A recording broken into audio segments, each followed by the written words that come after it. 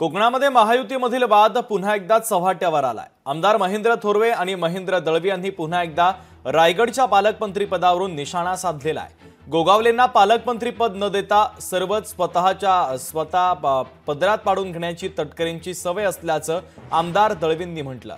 तर गोगावले कोणासमोर झुकलेले नाहीत आणि सुतारवाडीमध्ये गेलेले नाहीत आणि जाणारही नाहीत असा टोला आमदार थोरवे यांनी लगावला।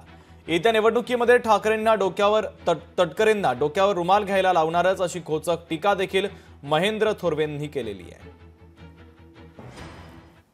जे पाहिजे ते आपल्याच पदरामध्ये पाहिजे। ज्यांना मालकत्व झालेलं नाही आहे त्यांनी रायगडचं पालकत्व स्वीकारू नये। पहिलं मालकत्व स्वीकारा। खऱ्या अर्थी तटकरे साहेबांना मदत करू नका, पण शेवटी आपले नेते आदरणीय शिंदे साहेबांचा आदेश,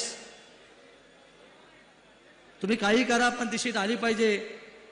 आम्ही सगळ्यांनी तन मन धनाने त्यांचं प्रामाणिक काम केलं, पण निवडून गेल्यानंतर खऱ्या अर्थाने दाखवायची ती जात त्यांनी निश्चित दाखवली। माझा भरत शेठ सुद्धा कोणासमोर झुकलेला नाही, हा सुद्धा ताट मानेने आजही उभा आहे।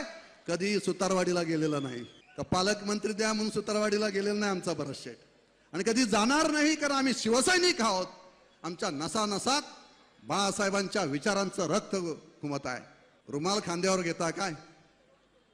तुम्हाला ह्याच रुमालाने पुढच्या येणाऱ्या लोकसभेला जर नाही डोक्यावर रुमाल घालायला लावला ना, तर मी पण नाव सांगणार ना महेंद्र थोरवे म्हणून।